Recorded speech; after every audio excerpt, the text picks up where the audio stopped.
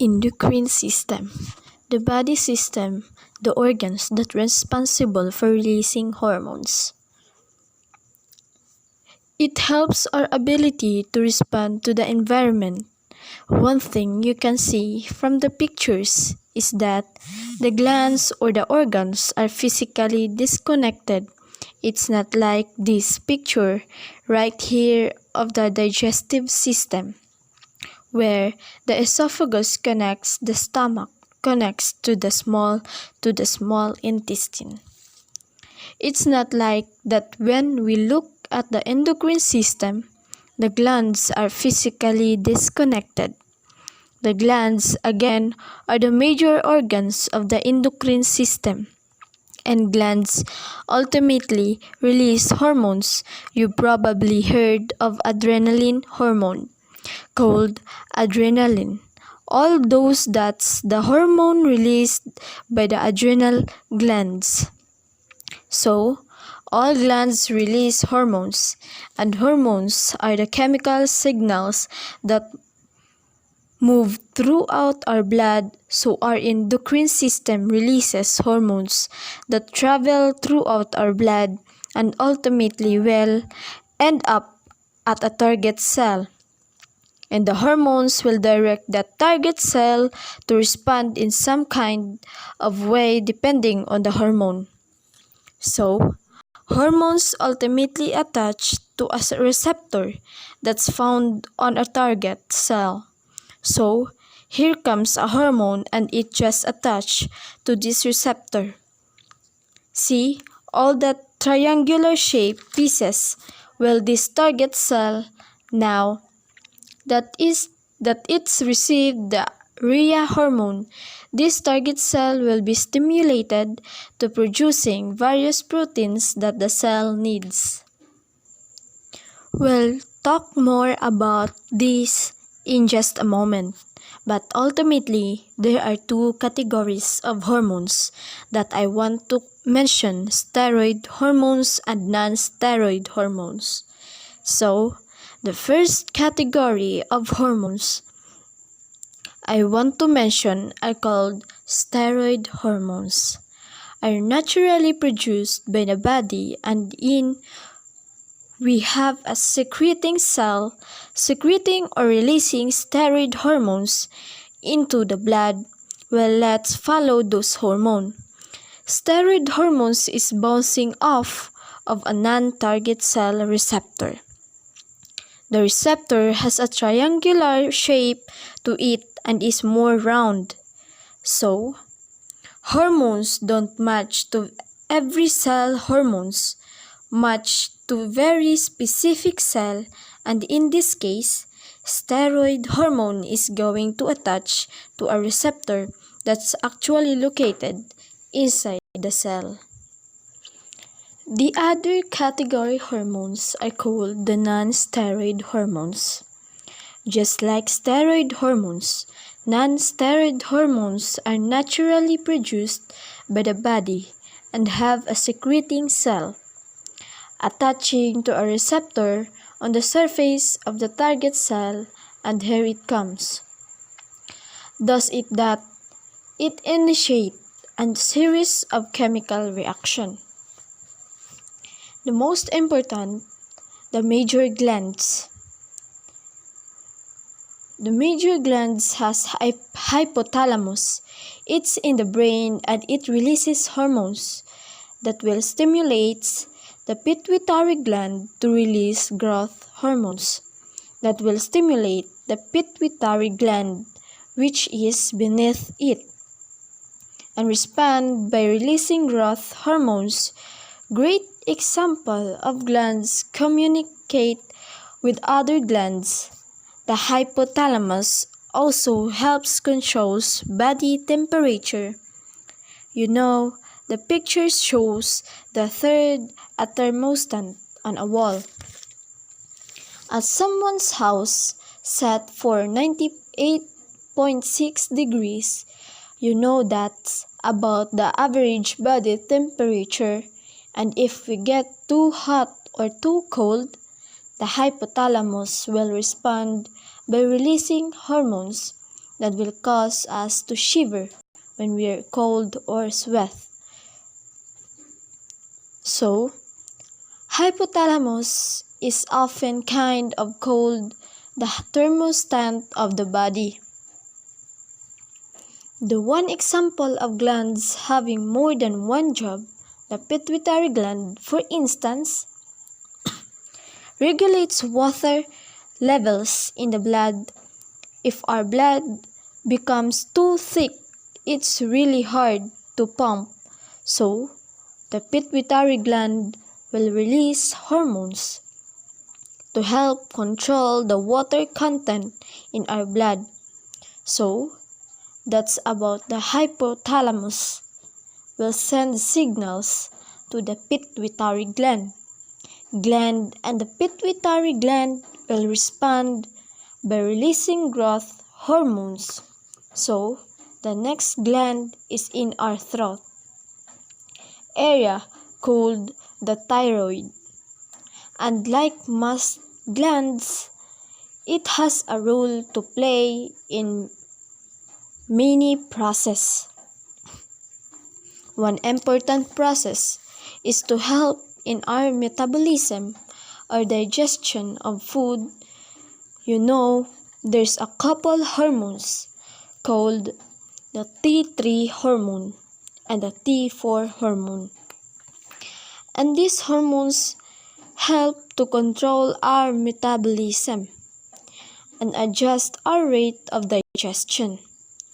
There's one hormone called calcitonin, which helps to lower calcium that's in our blood if our calcium levels get too high. And parathyroid hormone that helps to raise calcium in our blood if our calcium level are too low. Has more than one purpose, so as we work our way down, we come to the chest area, and there's a gland called the thymus. And the function of the thymus is to release hormones to help white blood cells mature to fight infection. Specifically, type of white blood cells called T cells. And T cells are very important in the fighting of bacteria and viruses and pathogens, and release a hormone called thymosin. And thymosin helps again these T cells to mature in order to fight infection. The next gland is pancreas. Helps to control the glucose level or the sugar levels that are found in our blood. For example, after meals, the amount of sugar in our blood rises. And so, the pancreas will respond by releasing a hormone called insulin to bring the level of sugar or the level of glucose back to the normal level.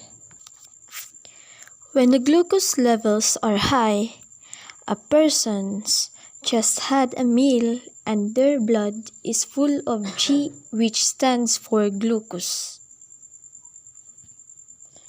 When glucose level is high, the pancreas will respond by releasing insulin in the letter I. In the picture, the insulin is attaching through these little channels, these little doorways located in each cell. And when the cell channels receive the insulin causes those channels to open, and I hope you can predict what's gonna happen. Now that the channels are open, how that the channels are opened, the glucose simply diffuses from a high concentration to a low concentration into the cells that reduces or lowers the amount of sugar that's in the blood to a normal level. The next major gland are called the adrenal glands. And we have two of them, one on top of each kidney. The adrenal glands helps to control our fight or flight response. Example, here's our heart and here's the normal heartbeat. But in times of stress or in times of a threat, let's say a near car accident or a suspicious character walking towards you in a dark alley, what happens is the adrenal glands will release a hormone called adrenaline, are also called epinephrine. And this hormone, epinephrine, will cause our faster heartbeat, will cause our heart to our pulse to increase. This causes our fight or flight response. It increases our breathing, makes us more alert, increases our blood pressure, circulates oxygen all throughout our body faster, and then we can either choose to fight the threat or flight, and by flight just mean run away. But in times of threat and danger, the adrenal glands will release epinephrine to activate our fight or flight response. If we work our way down, we come to the male and female gonads or sex organs. Let's look at the female.